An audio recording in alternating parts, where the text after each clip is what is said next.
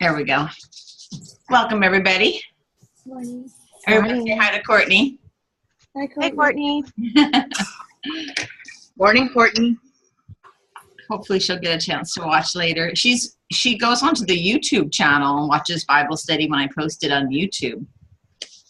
And she's not on any social media. And Debbie has 2 Facebook accounts. She's extra special.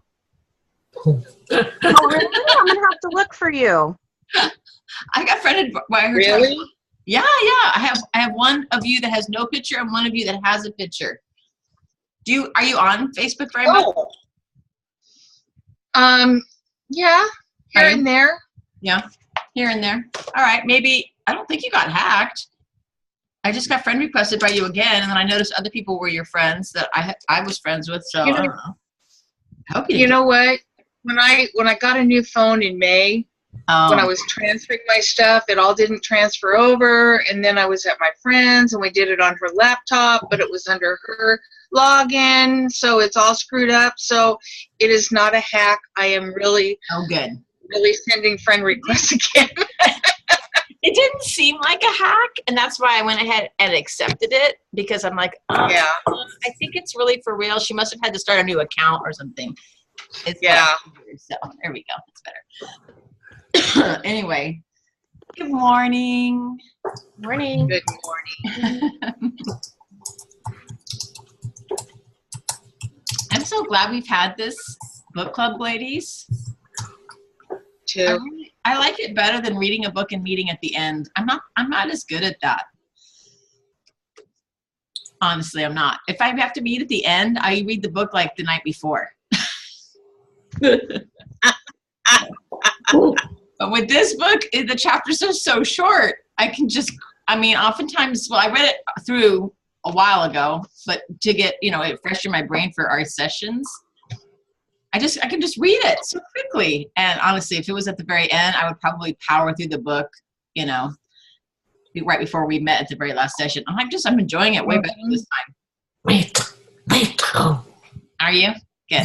Oh, hold on one second. Isis is messaging me.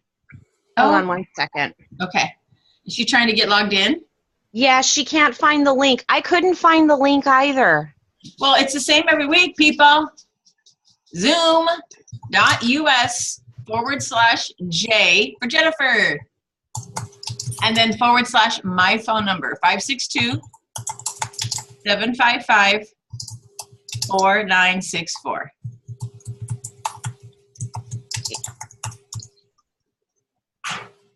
I made it, post it, and put it in the front of my season's book. Ooh, smart, Lorraine. That's very good, Lorraine. That's a smart idea to stick it right in your book. Oh, to stick it. Let me see.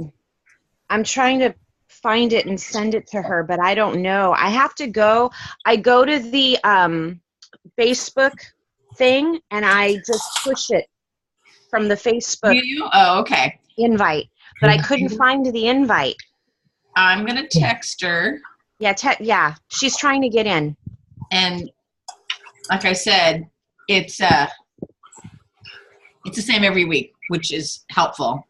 So there she is. Oh, she's in. There she is. You found it. I was just getting ready to text you. Hey, Isis. Kathy was trying to text you. Yeah, I was, can you see me?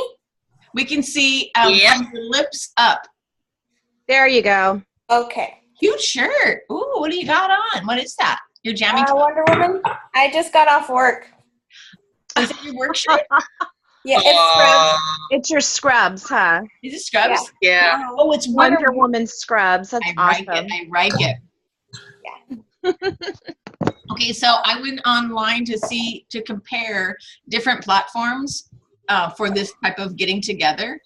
Because, Google Plus offers it, Hangouts, and I've used other platforms before, but Zoom is like by far the best platform. Still is the best platform. So, because I was considering possibly going back, I had used Google Hangouts a couple of years ago, and I thought maybe they upgraded. No, they limit you to 10 people, and I realize we only have 6, but I don't want to only be limited to 10. ideally I'd love to have, 12 or 13 or 25 women in here, whatever. But what's nice about Zoom is it records the chat session, and when I save it, I can put it up on YouTube really easily. So, which, by the way, I haven't found them. I was looking for them, and I didn't see any of the. Oh, I haven't been, unless somebody misses, like Courtney, who tells me ahead of time that she's going to miss, and then I record it because she's missing. But I haven't been recording them unless somebody says, I'm going to miss, please save it, blah, blah, blah, whatever. So if you're going to miss and you really don't want to miss this, just tell me, and then I'll record it like I'm doing right now for Miss Courtney, and this one will go up. Got it. I just thought it did it automatically. Oh, no. Automatically would be awesome, but I'm not that awesome. Automatically. Oh, come on, Jennifer. Right? I mean, I'm a little bit awesome, but that's just super duper awesome. You're that much awesome. I'm that much awesome? Oh. How about that much? See, you can't even see my arms. That much. My gosh.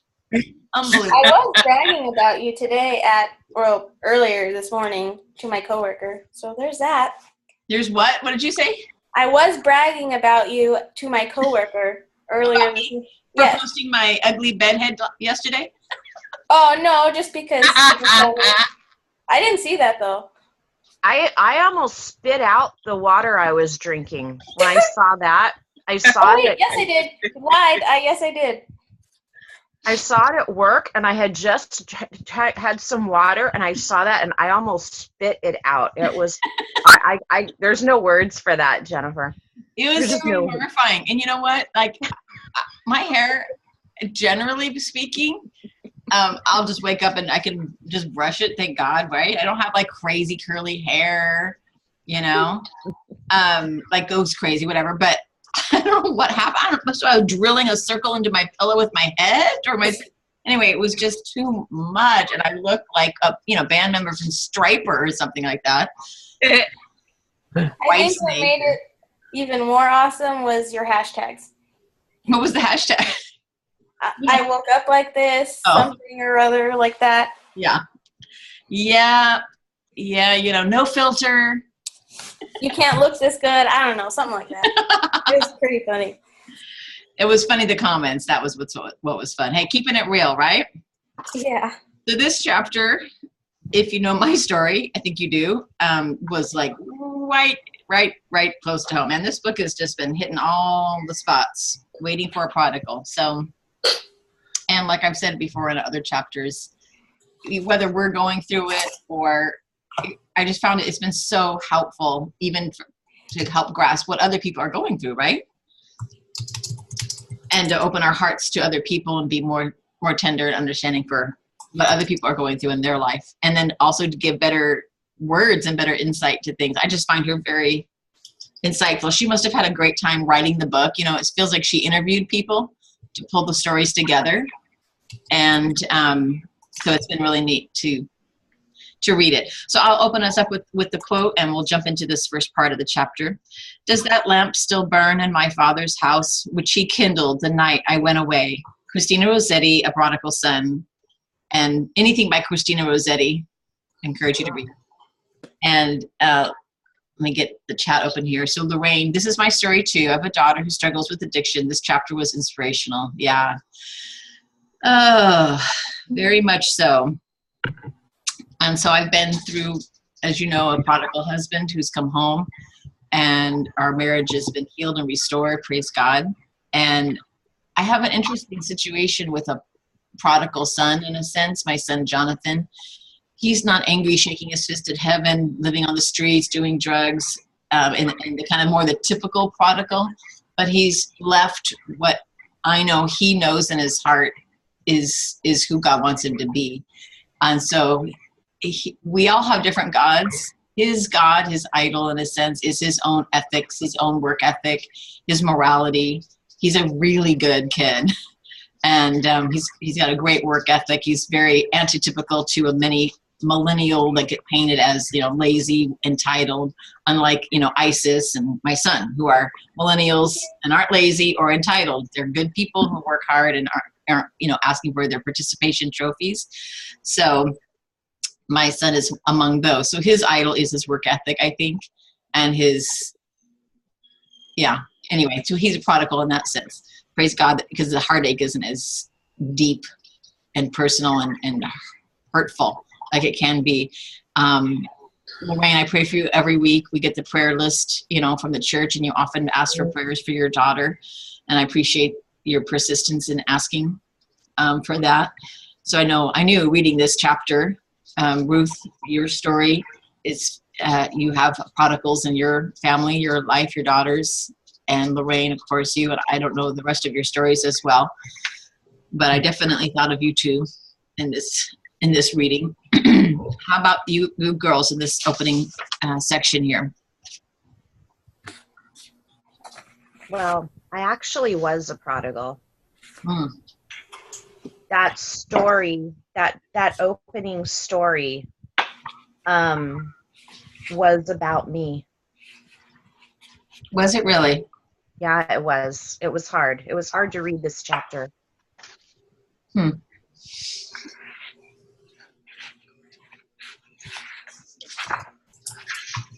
Praise God, you're restored, Kathy. It's beautiful. Your story has touched a lot of people's lives. I just met with a gal earlier this week who mentioned your story at Coffee Talk. Her name is Lacey. I hope you get a chance to, maybe she spoke to you that night, but she definitely was touched by your story. I think I know who you're talking about. Was she the pregnant? Yeah, she's about 14 months pregnant. Yeah, I met her. Yeah, I did. 14 a little pregnant, huh? Yeah, she's just a little pregnant. I thought you were about to say 14 weeks, and then that is not what you said. She's super duper pregnant. Anyway, she's due on Monday, and we met this week, and she shared her story with me, and she shared that your story touched her also, Kathy. So,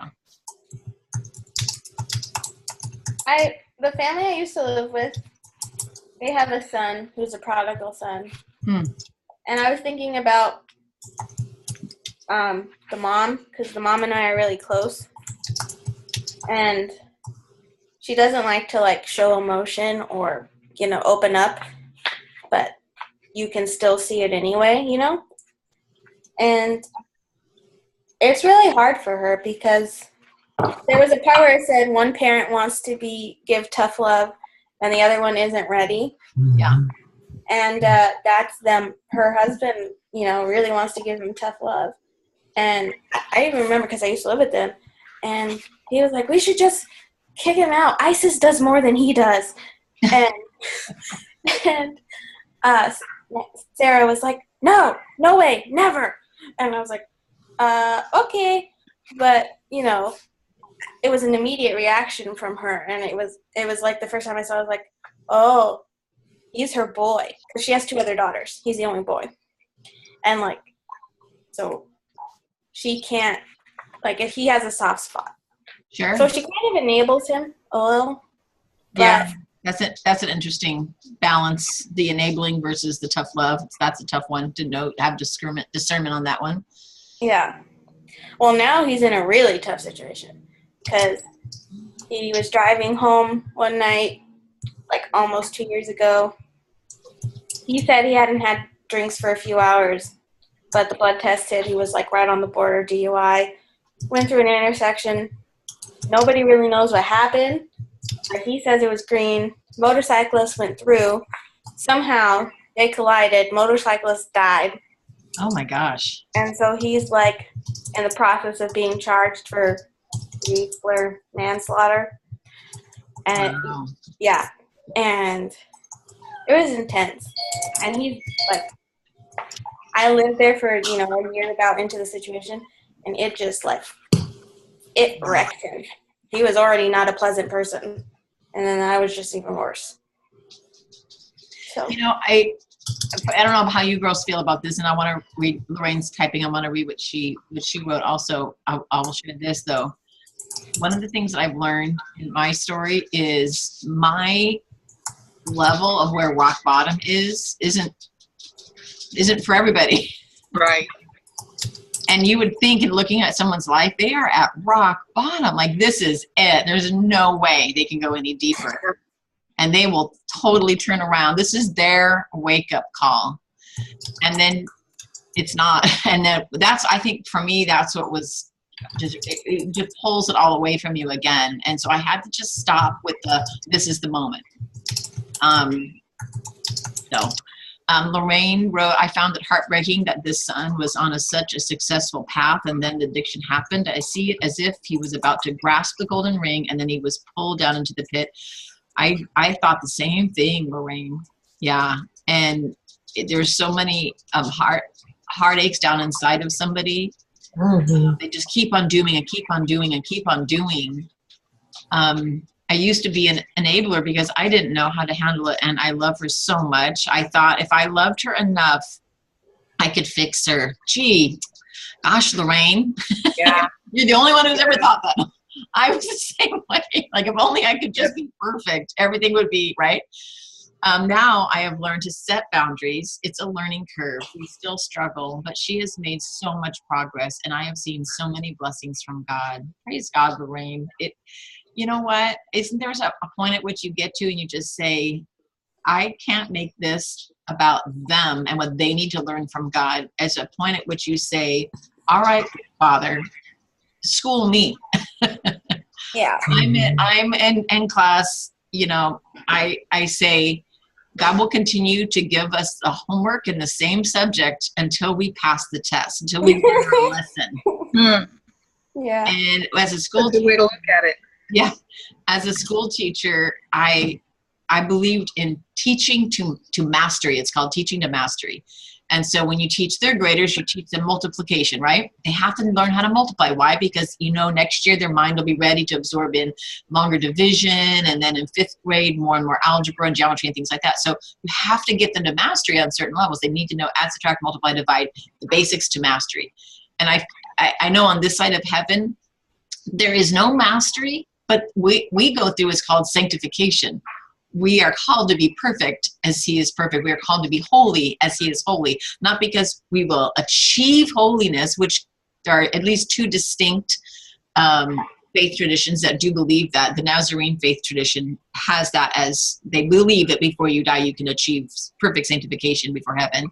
And the Catholics, actually, there's a part of their theology that believes that as well, but we can get into that another day. Point being, the way I've looked at it is, all right, if I'm still dealing with this, I've got homework.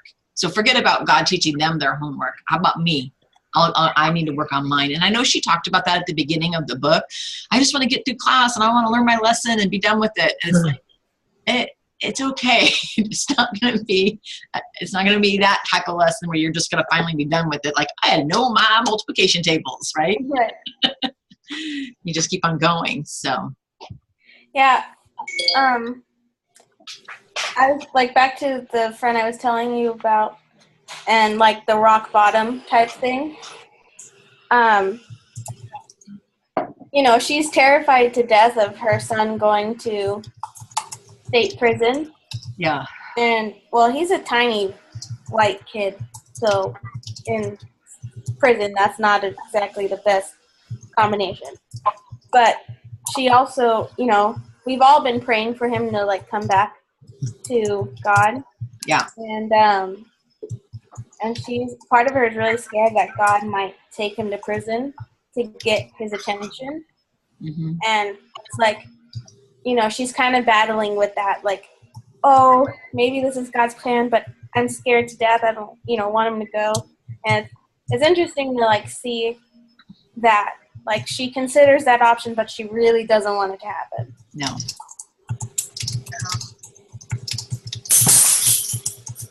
Yeah, I would feel, I'm sure, the same way, considering the options, but I don't want that one. Right, yeah. Yeah. Can we just be a little easier, please? Right? Well, I mean, Christ in Gethsemane prayed basically the same prayer. Right. Will you take this cup from me? Please take this cup from me. And yet not my will, but thine be done. So no, I don't want this option, but if it furthers your kingdom, it furthers your kingdom. When we can get to that place of total surrender like Christ, that's when everything changes. Unicorn. The next section, the prodigal son on page 79. 79 to the prodigal spouse on 80. Any comments or thoughts in that particular section? Anything you underlined, want to share? Well, I just love the story of Hosea. Yeah. It's like, gee, like how much more heartbreaking could you get? Like to the point, okay, God was serious. And, you know, and how he just turns away from his anger. In fact, my sister and I were talking yesterday, and we were talking about something. And, well, I was like, well, God is a God of unlimited chances. And it's kind of like crazy. Yeah. He is. And reading, you know, just that reminder in that page about Hosea, and he had to go get his wife back after she left him. Yeah. And, like, he was so gracious, and she, you know, it was an example of God and us. But that's painful. Very painful. Well, one of the things that I did not share in my story because it really wasn't too relevant to my personal testimony, but my ex-husband was actually cheating on me the entire time we were together. So the prodigal spouse, and I didn't know, it was all under my nose. I didn't know about it until after I had already filed for divorce. Oh, wow. And he actually married her. He actually married her, right? Like, he was already engaged to her before our divorce was final. And well, because I was the breadwinner, the sugar mama, and he went out and looked for another sugar mama. Oh, wow. And he found her. Well, it was actually his best friend's girlfriend. Oh my gosh. His best friend was in prison. And yeah. And so all the times that he would tell me, oh, I have to go over to Shauna's house to fix her plumbing, or she didn't have a car. She wants me to go to the store for her. He was not at the store. Yeah. And you know, and it really killed my self-esteem at that point. Not only I felt like I was being kicked while I was down. And so yeah, I've been forsaken by my spouse. Yeah. Just a little bit. Yeah, definitely. But you know what, but that wasn't it after the fact. So I didn't really talk about that all that much when I told my story, because it really didn't have anything. I feel like it really didn't have anything to do with me, because I didn't know know about it until afterwards. And then by then I was already done with him. He even invited me to the wedding. Oh gee. That takes that. Totally, completely. Yes, at least he was being civil. But how long were you guys together? Just curious. We were together for about 10, 11 years, but we were married for 2. Oh, okay. And I had no idea. I had no idea. I was completely oblivious to anything. And it was like the whole 10 years he was cheating on you? I think it probably happened when his friend went to prison. Oh, that's when which was probably about 2 years after. So yeah, so I get the whole prodigal spouse thing big time. And then from Lorraine, I'll read yours out loud. Sorry, I'd like to go back to page 78 at the bottom. So we'll look at that. Let's see. The paragraph begins, Susan brought her heart broken by grief. Susan brought her heart broken by grief over her son to the Lord. For years, she wrestled with God, asking him why he had allowed this to happen to her son. One day she was praying. Finally, she understood the answer to her question. Martin's life addiction, it was no surprise to God, and he had sovereignly chosen Susan to be his mother. One day when she was praying, she finally understood. Oh, wow. Sorry. Yeah. So, yeah, I that really struck me as well, Lorraine, that if God is sovereign and God does choose us and who our children will be, I would see that in there. But God, I'm uniquely qualified in a sense to be Jonathan's mom. You're uniquely qualified to be Rebecca's mom for whatever reason. Rebecca has her heart homework. You have your heart homework. God's allowing you both to sharpen each other in a sense. We hear the metaphor of iron sharpening iron, and oftentimes it's used to say, when strong men get together, they sharpen each other so they can go. And I've also seen it though as when weak people get together, they sharpen each other because of their weakness, their foibles, and the things that they're messing up with. We have to learn if we're righteous and pursuing righteousness. We've been reading in James, being steadfast and patient and enduring. Then what does it do? It matures us. It completes us. But what do we need? We need patience and perseverance and steadfastness through that trial, that sharpening period. So, that was pretty powerful. That's quite an assignment. You're right, Lorraine. It is quite an assignment. Mm-hmm. And there's a verse in Proverbs. I'll paraphrase it. It says that when you're rebuked, you're thankful. When you're rebuked, you're thankful. So the righteous person is rebuked and is grateful for rebuke. And so in the same way, when we're given an assignment, homework, a test, something working through a difficulty, rather than being rebellious or asking why, or I don't deserve this, or this isn't fair, what if we were thankful? Father, thank you for not letting me get away with being just a easy thinking, simple-minded, thin-hearted person.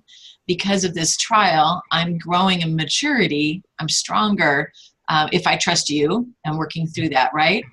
So I'll be thankful that God's allowing me to go through this. I have an acquaintance who has just very low empathy for other people. She's very, well, just suck it up. Well, just deal with it. And, whatever the story is, and I look at her story and I realize, oh, never had a prodigal child. You've never had a prodigal husband. You grew up in a Christian home. You married a Christian man. You're very wealthy.